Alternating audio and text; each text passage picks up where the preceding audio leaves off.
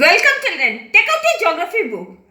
Chapter 7 India, Location, Political Divisions and Physiography. Today's topic is coastal plains. There are coastal plains along the margins of Deccan Plateau. Now along the margins of Deccan Plateau, coastal plains are found. The western coastal plains is relatively narrow except in Gujarat. Now western coastal plain actually it is narrow only except in Gujarat. The northern part of Maharashtra and Karnataka is called the Konkan coast and Konkan coast. It is the northern part of Maharashtra and Karnataka. This part is called the Konkan coast. The southern part is called the Malabar coast. Well, the southern part it is called the Malabar coast. In Kerala, the coastal plains has a width of about 100 km. Kerala, the coastal plain, the width is 100 km. There are many lagoons and backwaters along the Kerala coast. Now, along the Kerala coast, many lagoons and backwaters are found. There are several beautiful beaches on the Goa, Kerala and Maharashtra. Even several beaches, beautiful beaches are found along the Goa, Kerala and Maharashtra coast.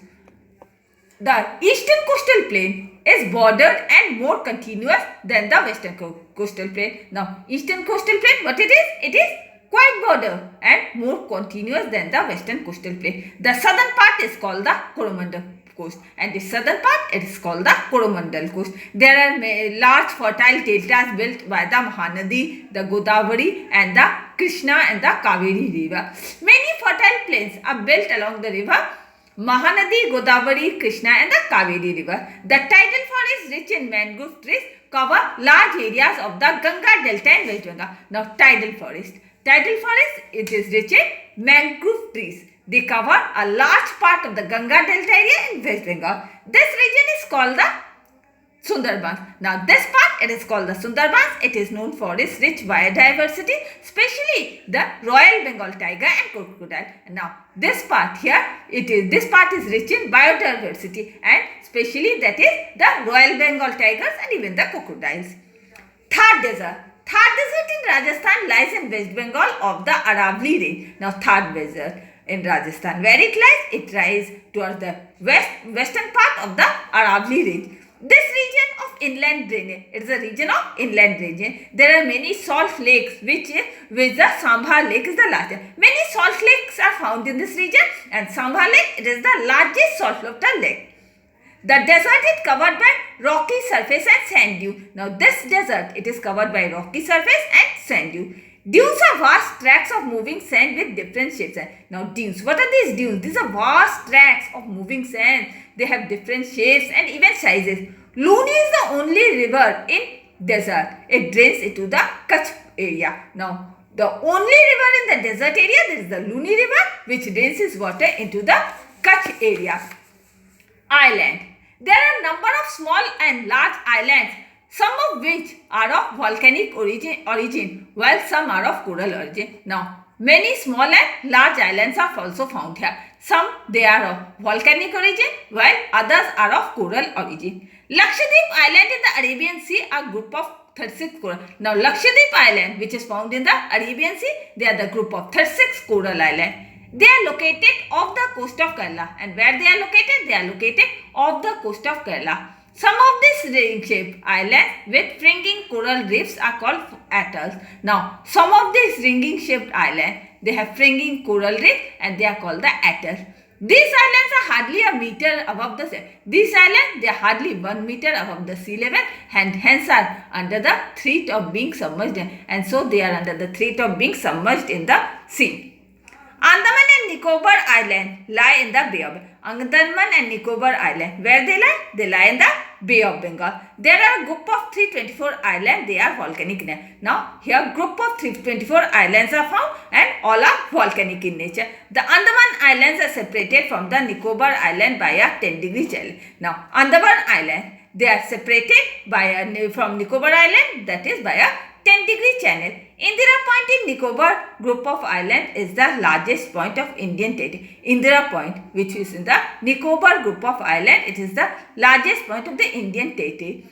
Barren Island in the Andaman are volcanic. Now, Barren Island, which is found in the Andaman, they are a volcanic island which spew out gases and steam from time to time erupted in 1991. Now, this brings out gases and steam from time to time, and it was erupted in the year 1990. India as a geographical unit. India as a geographical unit. Scientists believe that in the past there was a shallow and narrow sea called the Tethys in the region. Now scientists believe that during the past there was a narrow and even the shallow sea. It was called the Tethys in the region where the Himalayas stand today, where the Himalayas of present Himalayas stand. The sea was gradually filled up with sediments brought down from the Eurasian landmass. Now see, the sea, it was gradually filled up. How it was filled up? By the sediments which were brought down by the Eurasian landmasses. When the old landmass of the Gondwana land started moving towards the Tibetan landmass, the sediments in the Tethys Sea floor were compressed, folded and uplifted to form the Himalayan fold mountain. Now, when this old landmass of this Gondwana land, they started to move towards the Tibetan landmass. The sediments in this Tethys Sea floor, what they got compressed, they got folded, and then it got uplifted and formed the Himalayan fold mountain. The denudation of the Himalayan range and peninsula India and further deposition of sediment by the rivers resulted in the formation of northern plain. Now, denudation of the Himalayan range and even the peninsula India and further deposition of the sediment brought down by the river, they resulted in the formation of the northern plain. The northern mountains, the northern plains and the peninsula plateau together form the well-knit geographical unit. Now, northern mountain, the northern plains and even the peninsula plateau together where they form the well-knit geographical unit. These are mutually interdependent in many respects. Now, mutually what are they? Are dependent on each other in many respects. The northern mountains have formed a physical barrier. Now, northern mountains, what it formed? It formed a physical barrier. It formed a physical barrier and prevented invasion from the past. And it prevented the invasion from the past. These mountains are responsible for heavy monsoonal rainfall all over the subcontinent. Now, these mountains, they brings up heavy monsoon rainfall over the subcontinent because winds are forced to ascend up their shape. Now, here winds, they are forced to ascend up their slope. The melting of the glaciers in this mountain makes the Himalayan rivers. Now, when the glaciers melt from this mountain, it makes the Himalayan rivers become perennial. That means it remains water throughout the year. The mountain ranges has rich forest resources and potential for hydroelectric power. The mountain region, it has rich forest cover and even they are good for obtaining hydroelectric power. The northern plains have fertile alluvial soils and abundant water supply from. Now, northern plain, what they have? They have fertile alluvial soil and too much amount of water supply from the river. This region produces food grains needed by the people in India. This region, what it produces? It produces the food grains which are needed by the people in India.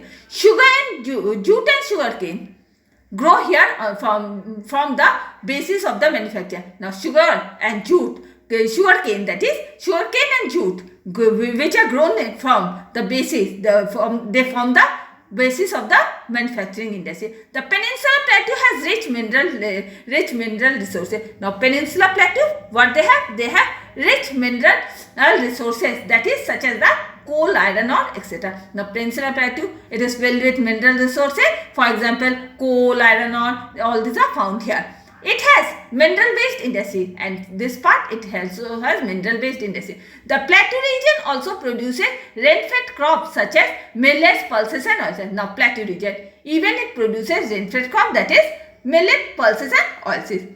The plateau is known for its cotton and sugarcane. Now, this plateau, it is also known for its cotton and sugarcane cultivation. The coastal plains are rich agricultural region. Now, coastal plains, they are rich in agricultural region producing variety. They produce different types of crop. Our major ports and large cities are located along the. Now, major ports and large cities, they are located along the coast. The beaches and islands are major tourist. Now, the beaches and islands which are found here, they are the major tourist attraction. Each major physical region is important in its own way in contributing to the welfare of the people. Now, each major physical region, they are too much important in their own way and they contribute to the welfare of the people. These four regions and their resources together make India a strong and united nation. Now, these four regions and their resources together, what they make? They make India a very strong and even a united nation. Now, write the diary. revise the lesson, that is chapter 7 completed. Homework, revise the chapter again and again. And with this, I am ending my today's class.